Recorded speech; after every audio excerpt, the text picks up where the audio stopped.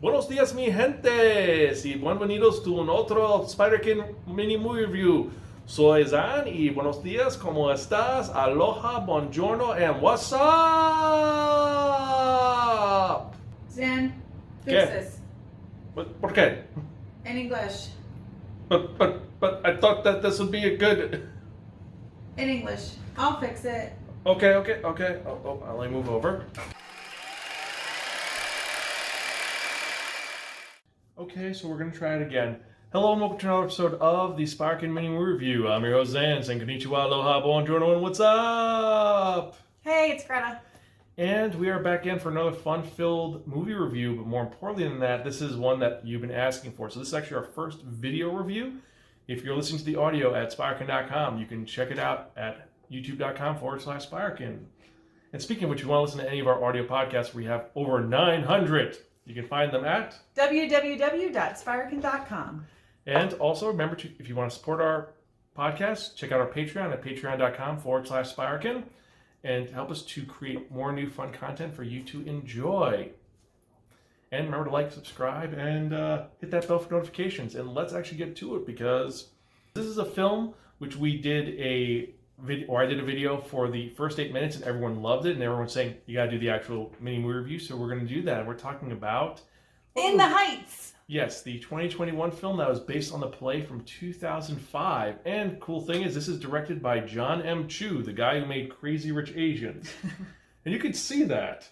And he's come a long way. Because it's really well paced. Crazy Rich Asians is super well paced. There's no moment that drags. Also, it's visually stunning. Yeah. And he's come a long way from doing G.I. Joe and Step Up 2. Step Up 2 was awesome. And underrated. And he did Now You See Me 2, and he's getting ready to do Wicked. Oh, that's going to be good. But Idina Menzel is going to be the not the witch, which is a shame. But I digress. We're talking about this one. So, and this was produced by Lin-Manuel Miranda and Chiara Allegra Juedes, who is the writer of the book that this is inspired by. So when the play came out, there was also a book. So it's like a novel adaptation that you can get.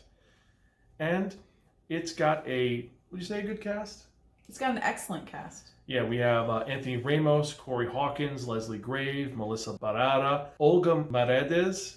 She is all the people I can't pronounce. She was amazing in that, because she's from the original cast, and she just still's got it as she crushed it as Abuela. Yes, I cried a lot. Daphne Rubin-Vega, Gregory Diaz IV, and little cameo by Lin-Manuel Miranda as a fun character, and then Mark Anthony is in this, which I was kind of shocked. He looks like our crackhead. His voice is still so smooth, and he's so great, and then he does look a little bit like a alcoholic crackhead. He's like really scummy, but that's the point. He's like super gaunt and like. And the tattoos, and just he looks like he should be like going like this, like having an itch. Yeah, he doesn't look healthy. He needs a burger. Or like 4. He needs to stop drinking it at 9 in the morning with 10 beers. Oh. But I know he as a person is good, but in the movie he looks... Yeah, he looks bad in this movie, but that's the point. There's a couple other people involved in this, but like the main big one is Chris Jackson, who is Benny in the original play, is playing the evil and nefarious Mr. Softy. So, for those of you who are unfamiliar with the story of In the Heights is the story of Washington Heights and of a ensemble cast as they're dealing with changes in the neighborhood as gentrification occurs, and it's a specific block. Yeah, and things are changing. A lot of stores are closing, and we're following our main character, Usnavi de la Vega, who's played amazingly by Anthony Ramos, who in the play is just a kid who owns a bodega, but in this one he's kind of a pillar of the community because he's a person everyone sees every morning. But a bodega is a pillar of the community. True. It's a corner store. Yeah, but it's more than a corner store, because I think with like the rest of the United States, when you say corner store, it's not part of everyday life. In Manhattan and Washington Heights and all of it, it's that corner store is your lifeline. That's your coffee. You're not making coffee. You get ready, you go downstairs, you get your coffee, you get your breakfast, you get your lottery ticket, you get your Presidente and your Ooch chips. Like that one couple who's arguing about it because he wants the beer, she wants the chips, and then like, we're gonna just compromise. Yes. And then, of course, it's like, you need a box of condoms, and then Sonny's like, he has like 15 condoms. And it's like, yeah. But that's where you get everything. Everything. And you pass it every day. It's not like house to car. It's apartment to Subway. It's like apartment, bodega, Subway, go. Yeah. But especially like when coffee's $1, you can go get a cup of coffee. Yes. And he is the lifeline. He is dealing with that. He knows everybody. He does.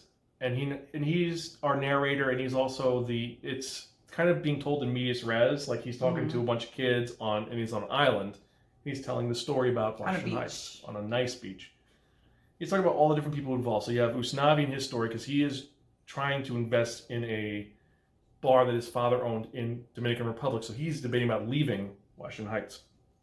You have Nina, who is the daughter of Mr. Rosario, who's coming back from Stanford, and she's the girl that got out. She did great. Everyone loves her. She's the one that is the winner. And things did not turn out the way that they did that she expected. Mm-hmm. You also have Benny, who is Mr. Rosario's apprentice, or assistant, who's trying to make things hustle. They kind of cut his role out to him just being a love interest for someone. You have the girl that Usnavi loves, Vanessa, who is, she has dreams of her own, because she also wants to get out, but she just wants to go to Midtown. Because for those who don't know, Washington Heights is North Manhattan. Like, North Manhattan. It's still on the island of Manhattan. As far north as you can get. It's like, oh, Manhattan's all. It's like, no, this is the part of Manhattan that's just the north. It's not Bronx. It's like right on the edge. It's like a ways till Central Park. Yeah. To the top of Central Park. It's about a mile away in colloquial distance, right? Or 1.5 kilometers. Whatever a kilometer is. Well, it's about 2/3 of a mile. Or a kilometer.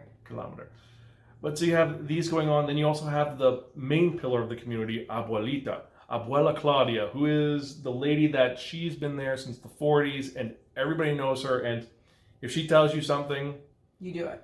You do it. And if you need help, you go to Abuela. She'll help you out. And she's just an older lady. She's a good grandma. She's an amazing grandma. And she's the one that everyone goes to. And you see some of the differences, like with some of the new neighbors. It's like everyone else is like, oh, well, no problem. We'll help you out with this. We'll do this. And the neighbors are like, you're coming to my store? Cool. I'm going to charge you $9 for this thing. No, that was the new dry cleaner that came in. But it's also part of like the new gentrified thing. Like rents are expensive. This is not the neighborhood guy. This is the guy that's catering towards the up-and-comers. So it's like $9 a shirt, which compared to Midtown is like on par.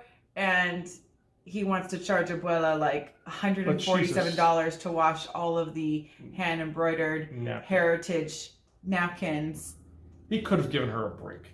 That was giving her a break. He didn't charge the rush fee, which they legit charge if you need it fast.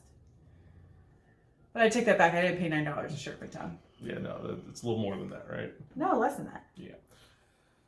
So all this is going on, as well as the fact that there's a lottery ticket that may have been sold that was worth $96,000. And so those who don't know, the store that sells the winning lottery ticket usually gets recognized. If it's the big $1 billion, $1 million lottery ticket, I think there's like a $1,000 kickback that the winning store who sold it gets.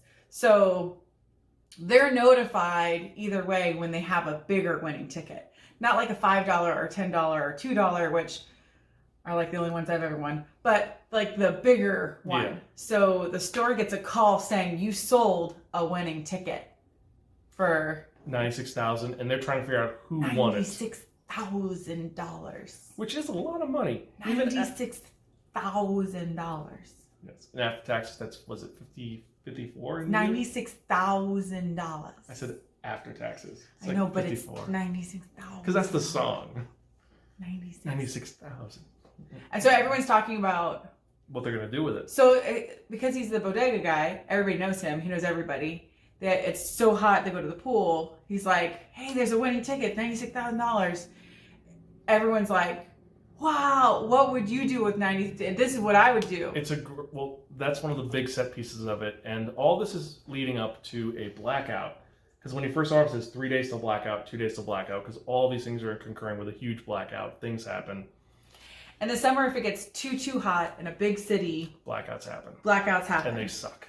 And they're dangerous because you can't cool a building. If you have a high-rise building and you can't cool it, that's when elderly people pass away. That's when people with heart conditions and you know that need medication to be refrigerated and things like that. That's when all of them have a hard time. That's when there's rioters and looters and nefarious things happen in blackouts. This film has tons of things. It's of family, love, redemption, and dreams. Because the main focus of this is La Sueñito, little dreams. Because everyone has a little dream, and some of them come true, some of them change in this film, and it's surprisingly well done. It's not as faithful to the musical as you would hope. They did change a lot of plot. A book is not going to be the same as a play. A play is not going to be the same as a movie. But it's the same length as the play, so I'm like, I can't give it like a little bit of a, I could give it a bit because it's a great movie. It gets a little bit of, because some of the things that they did edit out, you didn't need. Like, they took out a major pivotal character, Mrs. Rosario, the wife of Kevin Rosario and the mother of Nina, who has like one of the most popular songs in there. They took that out, and instead they threw in a new character who is kind of useless. She is a She added comic relief. She dresses like a hoochie. If they gave her something else to do, like the reason why it makes sense, but some women dress like hoochies. I don't dress like hoochies. No, you don't. Because I'm my sweater. I don't dress like hoochies. But they could have taken her out. I don't have the body to dress like a hoochie. No, she owned it. She had work done. She's got that girl had work curves. done, and also she admits she wears a weave, like a long weave. A lot of different ethnicities wear weaves. But it's like a thing. Like when you have hair like this, you can go get a weave and get your glam hair on. Yeah, but it's like a thing. But her thing in the plays or the musicals, like with $96,000, I'm going to get a new weave. Who in their right mind is going to spend $96,000 on a weave? She's not going to spend the whole $96,000. But that's like the first thing she's going to do. She's going to go get a new weave. Would you buy that? I'm going to go get my nails done. I'm not going to spend $96,000 on my nails, but I'm going to get my nails done. True. Makes sense. But they did that. They got rid of, or they lessened the Nina Kevin storyline, which is there's a whole Romeo and Juliet thing where Benny, who's in love with Nina, is Mr. Rosario's assistant, and not supposed to be with her. That's the boss's daughter. He's not good enough. And also, he's supposed to inherit the business, or he thinks he is, but he's not because he's not Spanish. And there's a whole thing with that. They just take that out, so it's now Benny is Nina's ex-boyfriend that Mr. Rosario is perfectly fine with. Yeah, he broke up with her because he didn't want to stand in her way for her to not go to Stanford and. So they changed enough of it. Also, other little things like where certain plot points happen, they changed it around. One sequence is that motivations for some stuff are changed, like one of the most popular songs, Blackout. There's a whole sequence with fireworks, and originally their fireworks are used to scare away some looters, and instead now it's just let's light the way for people to get home. Because they kind of took the looting out of the movie, which I thought was appropriate because with the whole COVID shutdown, there was so much looting. True. That I think it would have been too hot button. Yeah, makes sense because there was and also they threw in a subplot with Sonny, which it's really small about him being undocumented and that he needs to. But I think that's a struggle for more people than anybody thinks. It's very topical, but I think that if they should have intensified it more. It feels like an afterthought. It really feels like it's so small. I disagree. I think that was done really well because you discover it just like you would in real life. It's not like, okay, welcome, here's this character. He's undocumented. Shh, we don't talk about it. It's just like, oh, here's this kid. You get to know the kid. He's a corner store kid. You've known him your whole life. You've seen him grow up. And then you find out later, wait a second, he's not a citizen. Oh, this is going to cause problems. Wait, how are you not a citizen? You've been here your whole life. That's the struggle. I think they did it perfectly because it felt real. And also, I like the fact that Nina wouldn't get it because she is Puerto Rican and Puerto Ricans are citizens. US, right. Everybody else is not. They don't have the same. Because the Dominican Republic is not part of the U.S., but Puerto Rico is a territory. Yes, it's kind of weird little. Everyone's like, "Oh, it sounds like." Even though the islands are like here and here, and it's literally right next to each other. And here, more like here and here. There's a little bit of space. In representation of this movie was on point. You had everybody down, and they were great in this film. You had all representations. You had Puerto Ricans, Dominicans, Cubans, Santo Domingans. You had Irish. You had. Who was Irish? They thought they just like referenced Irish. No, they referenced Irish, but also the guy's Irish. The new owner who moved in is an Irish guy. There's someone else. What is the other? There's Honduran, because the one lady, she says she's Honduran, and then there's a Colombian girl who's Colombian. Was it Colombian? Her dad's like Colombian. It's something else, and her mom's something else, and she like makes up what she is. So she says, "I'm just from Queens." But I tell everybody I'm from Queens. Yes. She was cute. She was good. They should have kept her more on her than her. She was also a little bit comedic relief. But you had nice representation in this, and also it was well done. The visually stunning. The acting was on point. There was no one who was not carrying their points. I thought the way they did the salon was perfect. I even liked so there's one point where they have the mannequin heads with the wigs on it, with the weaves that you can, buy a wig, get it fit for you, all that good stuff. So they have them on the shelves in the rows. And when they start to sing and start talking, because in the salon especially where it's only women, it's all gossip and intrigue and what's going on, especially in the neighborhood. And so I thought the heads are perfect, like extra people in the back, because they move. They like sit on the shelf perfectly. And then when they're talking, they go. And you can see like little characteristics, like they're like into it, like look at each other, like oh my gosh, and then they're shocked, and they're like, oh no, he didn't. Yeah, and then like there's parts where they just go back, because that's what happens. Even if you're not participating in the gossip in a nail salon and a hair salon, especially in a tight knit community like a specific block in Manhattan, then you're still hearing it. And when stuff happens, you still go. Also, seeing the mom shield that kid's heard some very messed up things. Because the one mom in there took her son, who's like probably too young to be home alone, but maybe a little bit too old, and picking up on what the ladies are talking about in the nail salon, and she just keeps going. And then covering his ears, because they're talking about the fact that this person's having sex with this person, and this person cheated with this person, and a little saucy. But that's what people talk about in salons. It is very true. The film is long, but it works. And also, if you have not watched the film, it's long, but it makes sense. It's the same director as Crazy Rich Asians because it moves. Yes, it moves well. And when you do see this, do not end it when the credits roll. There is a stinger.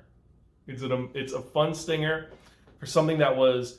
It's one of the great pieces in the play that they were like fighting to take off, and then they got it to take on because of one character who does a great job in it. Piragua. The Piraguero. Yes. And the Mr. Softy. Yes, their competitors. Competition is resolved. So now that we've talked about the movie itself and some of the actors and the aesthetics, let's actually get into the songs themselves. Now, the songs, some of them change context, but overall, singing is on point. A lot of the singers and actors, they all are great. Our main lead, Anthony Ramos, he actually played Sonny in one version of the play, so he knows his stuff. Olga Merediz is Abuela Claudia. She's the original. She's the OG, so it works. And Homegirl can belt it out. Oh, you didn't think that she had her own song, but she was very background character. She's a little old lady. And then she has her song, and her song is Paciencia y Fe. I cried. So, out of the... I cried a lot. So out of the 18 songs that were in here, what were your top 5, you think? I really like the pool one. So 96,000. 96,000. Because I thought you didn't like it because of the pop and locking. No, so the pop and locking thing I love when people pop and lock. My body is not the same as their body. They can do things that I will not be able to do. But when they do the arm joint thing where their shoulder's now going the wrong way and they... Oh, you mean... No. I don't like that part. So, but that's just because their arm shouldn't be able to go in that direction. But I liked all of the rest of it. And I thought it was really well choreographed. I love the use of the water and the pool, of everyone dancing in it. I thought it was super well done. My thing is I like the opening where you have animation in the opening where they're talking and they're doing all the moving and you see all the little things. Like you see when he references Frodo the Shire, you see Usnavi grab the ring and chuck it. Like he's like, "Yep, you're not okay, Mr. Baggins." Yeah, like the little doodles and stuff. But it's like when you're gonna be like, okay, well, get the chip off your shoulder. Like everybody like knows those little kind of like things. I like that. I also really liked Breathe. I didn't. The first "Breathe" is the song which I get What's her it. name? Nina. Nina's trying to be like, I'm fine, and she's not fine. I get She's fronting for her neighborhood. Yeah. She's not.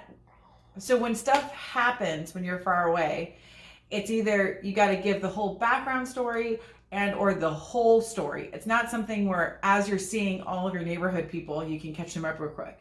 It's too big of a story. So what do? You hide it. So how do you hide it when these are genuine people and they say, "Hey, how are you?" You can't be like, "Oh, life is tough." You'd be like, "I'm great. How are you? You look great." So she's having to hide this where she was always open with her community, open with her people. And she's the one that got away. With her tough friends, everyone's so proud of her. They want to champion her, and it's eating away at her to not be authentic and kind of hold everything. So it's just breathe, like just hold it together, just take another step. And it's that internal struggle, which I totally get. And I thought it was beautifully done because there's a younger version of her where she's seeing herself dance around the block, the street, interact with everybody. She's reliving all of her steps on how she got there. I thought that's one of my favorites. Did a lot of nostalgia like that, and it reminded me of Only Yesterday, where you have that, and I would have part of me was like, maybe they should have had it where she was like faded out or like different color or brighter. Yes. But Breathe is not one. Okay, so I like that too. Okay. And I mean, they're all so good, but if I had to pick like my top three, I'd say. So you got. Well, we said 5, but so what's your three? So I would say top 3. So it's 96,000. Breathe, and what is your number 1, or what's your third one? It's either Champagne or the one I can't say, Piragua. Piragua. You can say both because you said 5, so that's 4. Okay, so I feel like those two are really tied because they're short. They're short, sweet. So in Champagne, it's the romantic pull, the chemistry that's between them. That's been building this entire... The sexual tension that's between them. That's the whole thing is like she never pays for coffee. It's $1 every day, but she never pays for coffee because he likes her. And I love Champagne. She knows that she... No, it gets in her head that he likes her and he's done so much for her and she's kind of ignored it. But it was their thing. Like, hey, when I make it, hey, when I get to my goal, we'll get a bottle of champagne, we'll pop it, and we'll toast you. We'll celebrate that. That's what, friends do. And then, so she wants to celebrate it and say thank you. She gets it, and she's kind of pouring her heart out, and he's fiddling with the champagne bottle. He can't get the stuff off. He can't get the thing. He's like, focus on it. Oh, I don't have cups. How are we gonna do this? She's like, we'll drink from the bottle. But pay attention. It ends, and the kids like. I thought that whole thing was so cute because sometimes men just don't get it. And I thought no. We get it, but also he's been trying so hard, and he's not exactly the most. He's trying. He gets dumb around her, so he's like, oh, she probably just. She wants to do. This is what she wants. Maddie's tail is in our video now, and we have a cat. So I thought that was one of my absolute favorites, and then the Piragua. Thank you. Ra.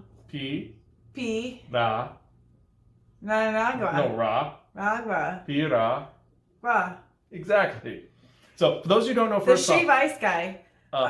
Puerto Rican shave ice, different than shave ice from Hawaii or shaved ice. Shaved ice is an abomination. Then shave ice in piragua is similar. So the Puerto Rican version, right, is a block of ice and a hand shaver, and you pour it into a cup and you put the syrup on top, and it's delicious and it's wonderful. It's mainly because you fill up the cup, so it's more drink than it is because not slushy. It's not liquid. It's not food. It's somewhere in between. Because you eat the ice and then you drink the bottom because you have it, and like with a where it's just the bowl and you just. So shave ice is usually a cone, and it's or bowl, and depending on what size you get, if you get the cakey size, it's a really cute cup that looks like a daisy.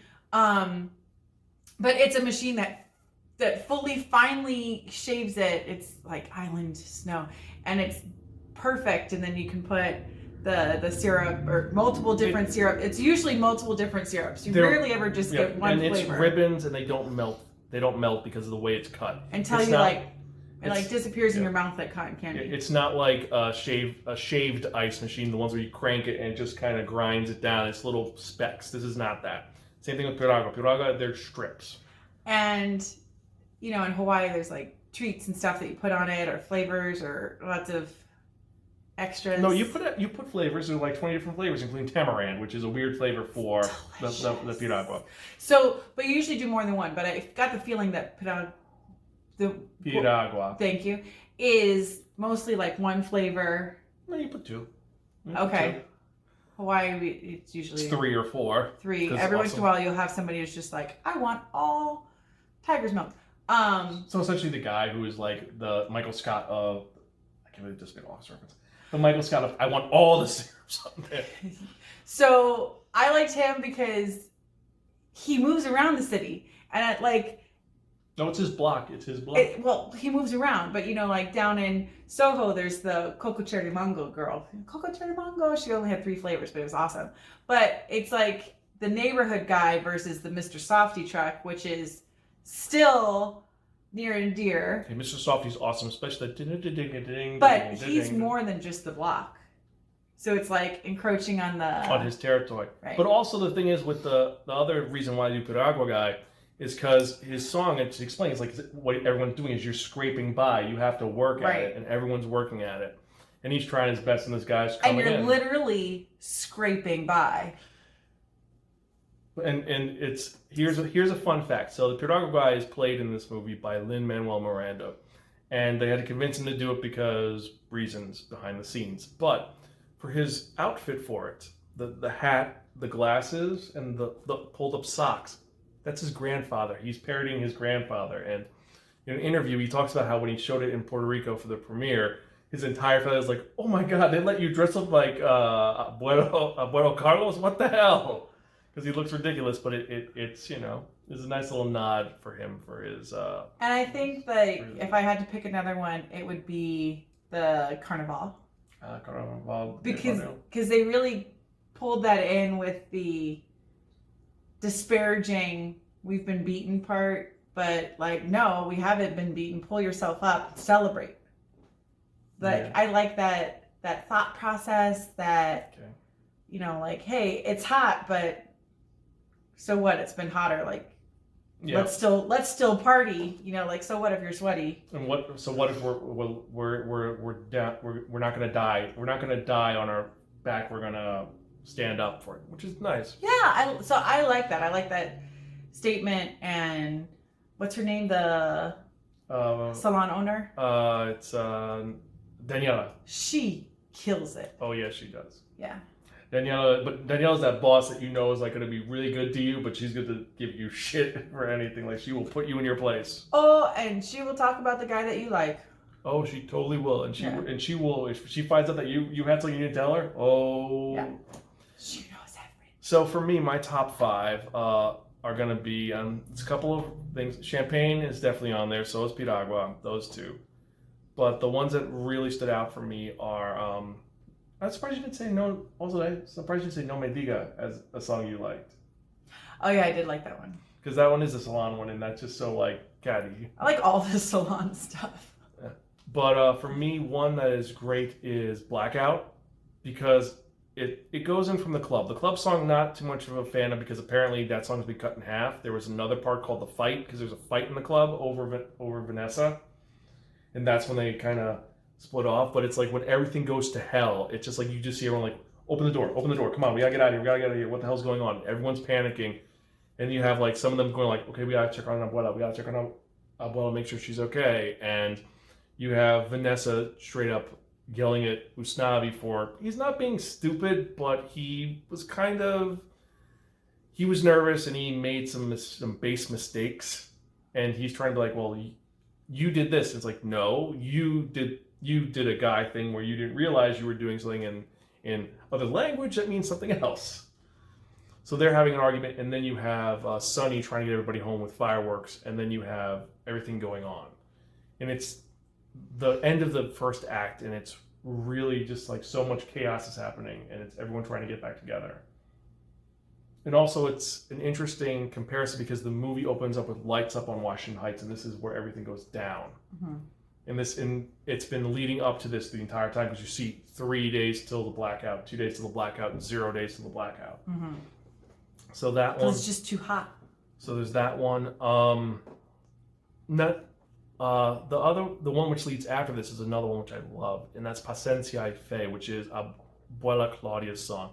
And it's her talking about her coming to America and her life, the struggle, and it's so how she saw it from her point of view as a little girl, and now she understands it differently. And like how she talks about the fact that she constantly talks to her mother, but it's like she's just imagining what her mother would say, and her seeing how it changes in her just riding a subway and it just alternating, and like first she's in New York and then everyone's wearing the cute Cubano clothes, and then her dealing with everybody, and then the reception of her not knowing English, and then ending where she says she gets everything she ever wanted, and now it's her thing is, what do you do when you achieve your dreams? Yeah, and she did because she got something which major plot point, which we're not going to spoil. But it's this. Her thing is she has a family, she has home, love, and this is the point where she's got that choice to make of should she just get some. Make me cry on Mindy. Should she get some rest or should she keep fighting? And personally, I would have kept fighting a little longer, but she's. She had everything she wanted. She was happy as an old woman, safe and comfortable in her bed with all of her family. It was super hot, though. I would have liked it. Better hot than freezing. True. Because she did say she hated the cold. So, yeah. That was the only thing, is this is like one summer, so it's the hottest part of the year in a concrete jungle. Yeah. They didn't capture, like, you didn't see the whole, like, winter. Yeah, they never did, and I point that out in the first 8 minutes video. I talk about the fact that they don't show them. It's not like a year. It's like it's a just couple of months. It's just the summer, and you see them just going over the summer. Mm-hmm. And finally, the last song, the song I think is the culmination of this, is the opener in the Heights, because it sets you up for everything. Mm-hmm. And it has a lot of the other themes in there if you pay attention. Like all the songs that are shown up are brought in there through the background. Mm-hmm. Like you hear references to Paciencia y Fe, you hear the melody of Champagne, you hear the melody of When the Sun Goes Down a little bit. Which we didn't even talk about that song, because that's actually a visually stunning song, just not beautiful and sad, and it feels weird because, like I said, their storylines are kind of off. So the When the Sun Goes Down feels off, but When You're Home, Melancholy goes into Brave. Yeah. So all the songs are really good. It's just the ones which stand out. We have ours. Like, which are the ones that you guys enjoy? Let us know in the comments down below. Did you all think it was funny that the guys don't pay attention during Champagne? No, we pay attention, and he broke. He was focused on the task at hand. He's like, oh, we're supposed to do it. She bought it. Wow, this is great. Okay, how do I open it? And he's like missing the part that she's spilling her heart out. No, and he breaks the champagne, so he's like, crap, I gotta fix this because he broke it. Just a little twisty part. Yeah, but you break the twisty part, you gotta work around it. I'm not helping at all, but case in point. But overall, it's a great film. It's well done, and it's a great summer opener. I think that this is one of those films which is great for when you're going back to theater. This is a celebration of life. Mm-hmm. And I think this would be great to see in the theaters. We saw this on HBO Max. Yeah, because you need that surround sound. You need your seat to jiggle as their bass is going, as you're feeling the rhythm of it. Part of me honestly would want to see this in a theater without seats. Does this sound insane? Yes. No, hear me out on this. Reason why? La música. No, because you want to dance your butt around. I think... I was only a little bit. Thank you very much. He wants to dance his butt around. I think it would be better in if you've ever done the 4DX movie experience where the chairs move around and it hits you in the back and they spurt a little spray on you. There wouldn't be spray. It'd be boiling hot. No, there would be spray. When they crack open the fire hydrant and the kids are dancing in water, that's when you're supposed to get a little spray. Okay. So I think it would be, and then those who don't have natural rhythm could have their seat shake in an appropriate rhythm that would make them feel like they were really a part of it. I could see what you're saying. Oh, also fun fact, ladies and gentlemen. 4DX. This drink is made from the stuff that you actually put into piragua. Just melted. Just melted. The snow is gone. Yes. And this is the equivalent to the corner store coffee. Yes. Café con leche. Still, condensed milk is not a good substitute for milk. I don't care. It's a perfect substitute for milk because it's canned, it doesn't have to be refrigerated, and it's already sweet. So if you like milk and sugar, little, and by the way, that's what you put on top of a shave ice to get it snow-capped. Again, snow-capped, yes. Coffee, give me milk. That's my point. But again, issues. So out of our 5-point rating system for the mini, because this is no longer mini movie, this is full straight up review, I'm guessing. But for those of you who've never listened to the podcast before, we have 5 ratings, going from our bottom to the top, based on how we like a movie. So our first rating is protest such at your local red box if no one rents this reprehensible piece of, well, I'm going to say shit. These are movies that are garbage. There's nothing redeemable about them, and they're terrible. Our next rating is have on the background while surfing the internet for stuff. This could be something like you're looking up recipes, you're watching YouTube clips, you're reading, you're studying, and maybe you're stuck on Pinterest. Maybe you're stuck on Pinterest. So you just have the TV on, and then you just kind of look and you see the scene that's kind of cool, and then you go back to it. And there's usually one redeeming factor. Maybe it's an actor, maybe it's a line, maybe it's an iconic scene. Like a makeover montage. Then there is worth watching once on streaming or in theaters. It's okay.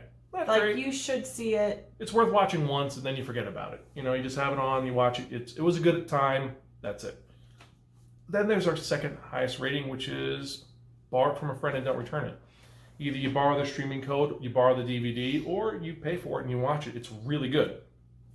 There are some great elements to it. It's just that there is one element that may mess it up. Maybe it's too long. Maybe the soundtrack's terrible. Or maybe there is a character that you just can't stand and it detracts you from the movie so much. It's like, everything's great except this one guy. I wish this guy was dead, but otherwise I love this movie. And it's worth keeping, but not buying. And then there's our highest rating, which is really, really, really cool. Effing cool. Yeah, effing cool. If you don't watch it, you're wasting your time because it is amazing. It is worth watching, indulging, and checking out. There are great elements to it. There's a great storyline. There's great music to it. So I say stop what you're doing, watch it right now. You're saying really, really, really cool. Effing cool. I actually am going to, even with the changes, I think this is really, really, really cool. It's worth watching now. Definitely checking it out. It's a great film. And not just because of the nature of it, not just because of the fact that I'm kind of biased. Like I said, New York guy, also Puerto Rican descent, so I relate to a lot of the stuff. Also, Abuela Claudia reminds me of my abuela. It reminds me of my grandmother. And, you know, it's kind of the feels there. But it's a great movie.